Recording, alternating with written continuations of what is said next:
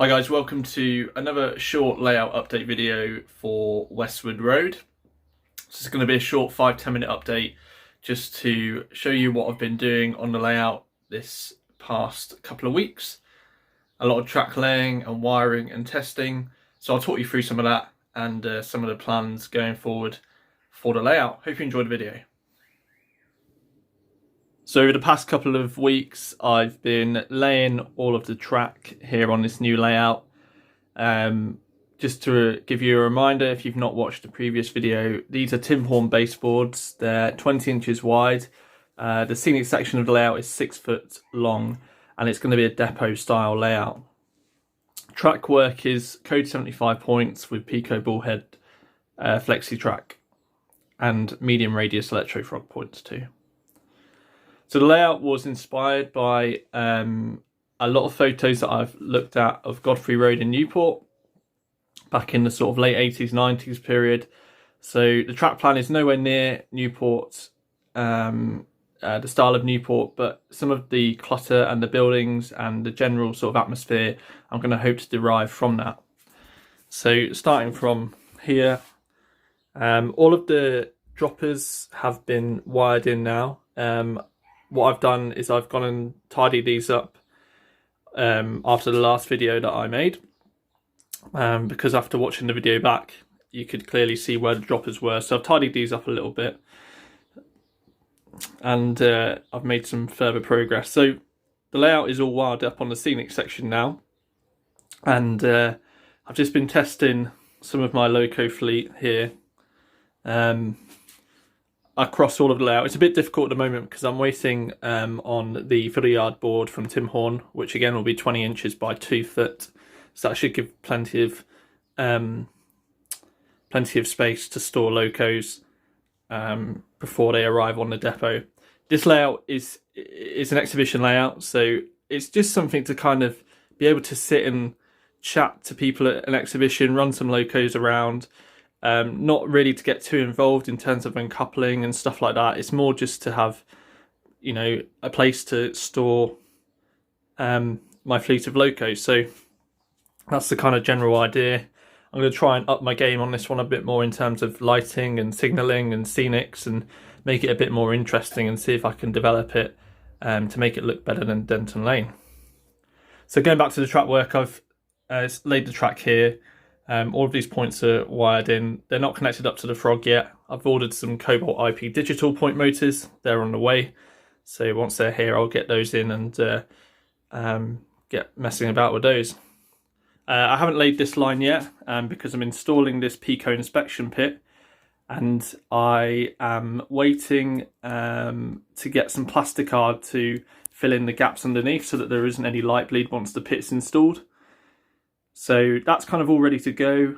I've made the hole and the pit fits in quite nicely. So once I've got the plasticard in, I'll wire those lights up, wire it underneath, connect it to the accessory bus and get that lit. And from then on I can lay this kind of last piece of track here, the siding, which kind of goes up to where those 256s are. It's a little bit longer than this one here.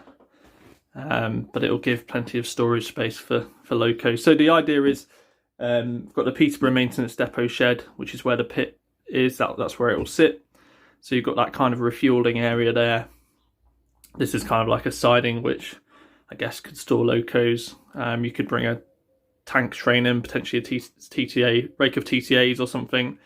And then kind of moving over, you've got your main cord up to the head shunt at the top here where the 33 is, and then locos can either shunt into this head shunt or go off scene via this other exit line here. So you've got two entrance and exit points for the layout, and then we'll do something down here in terms of a scenic break, maybe a bridge or something, I'm not sure. Along the front of the layout, don't worry about this piece of track here, that's just for seeing how many locos I'll be able to fit in the fiddle yard. The front of the layout, I'm hoping just to do a nice kind of embankment along the front if possible. I've not 100% decided on that yet, but it'd be nice to get a bit of depth in rather than it all being a flat earth society. And then at the back, once we've got the back scene in, should be able to go and get some wood for that this week now that lockdown's been lifted a little bit more. Get the back scene and the end panels in, and then decide on some buildings for the back scene. So that's kind of where we're up to with the layout. As I said, it's all wired up. Just been testing the locos to kind of see if there's any initial track niggles. Been very kindly lent this NC power cab to test out by a good friend. So I'm quite getting on with it. I'm getting on with it quite well, rather, at the moment. Seems to be doing the job quite nicely, to be honest. So I'm going to make sure that on this layout, well, not make sure, that's probably the wrong word. I want to kind of keep everything into one controller. I don't like Mimic pads or Mimic control boards, really. It'd be nice just to keep the point control on the controller. Now, I know not everybody likes this kind of process. Some people like, stud and probe. Some people like Mimic panels. Some people just like to manually operate the points. But I'm going to keep it all in one unit so that I can literally just sit next to the layout at an exhibition and run trains, change the points, and go from there. I'm not having to run back and forward to a Mimic panel. It's just all in one unit. Again, it's not to everybody's taste, but that's my thinking. I'm also mulling over at the moment whether to add the DCC Concepts ground signals into this layout. The way I want to do it is not 100% prototypical. On a depot such as this, the yard would be controlled by signals for exiting the yard. So maybe like one just here, maybe just here, and then one on the other side to exit and entrance the yard. And then the yard would be a permissive yard. So that effectively means that I guess the crew can kind of do what they want in terms of moving locos around. The points would be switched manually. But to kind of show off the DCC Concepts ground signals, I kind of want to add some of those in. And so they won't necessarily look prototypical, but I think they'll look good, and Rule 1 applies in this case. So I'll be adding some of those in just to add a little bit of interest and kind of go to town a bit more on the lighting as well of the layout, adding yard lamps and all of those sort of bits. So that's where we're up to with the layout. Next steps will be to continue testing and adding in this last sort of piece of track work here, get that wired up, get that tested, get the pit in, get the lighting sorted, neaten that up a bit, go to B&Q or somewhere similar and get the backboards done. That'll be quite good to do whilst the weather's nice outside. So now what I'll do is I'll talk you through some of the stock projects that I've been working on over the past few weeks. So the newest member of the fleet is 56057 in large logo blue livery. The model has been completely transformed, I guess, by Squirrel Rail, and the work that's been undertaken obviously was a respray. So the base model for this loco was the DCR 56303 model, which is the right model to use to depict 57 in its preserved state. Some of you may be saying, well, this is a mainline sort of depot, why is there a preserved loco on the layout? Well, Rule 1 applies. 57's my favourite loco, I guess, and let's just say it's on transfer after being preserved. So there we are, but Rule 1 applies either way. So as I was saying, the loco's been resprayed to a really high standard. I've got no qualms at all with this loco. The handrails at the front here, they've been split, and the roof aerial has been changed to the V-type, again to match the prototype, and then the high intensity headlight has been added to the front of the loco. So 57 was one of the Doncaster built locos, and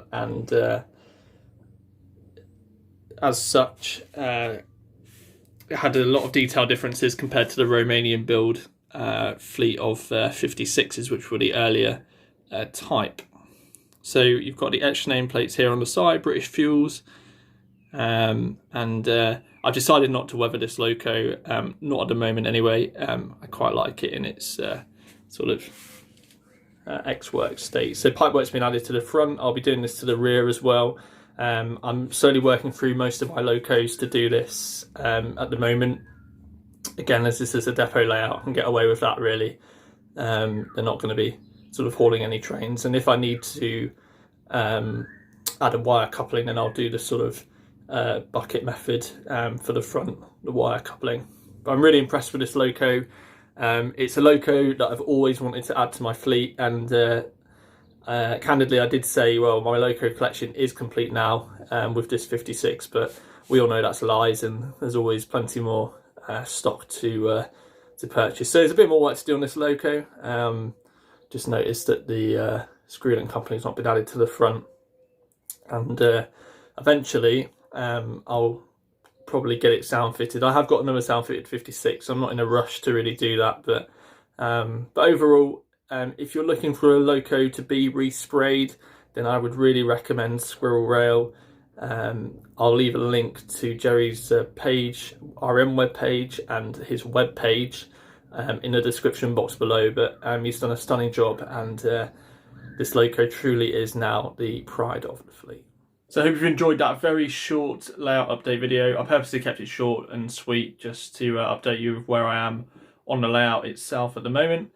More progress will be made over the next few weeks, and I'll film some more videos going forward to show what I'm up to. So I hope you enjoyed the video, hope you're staying safe, and take care. See you in the next one. Goodbye for now.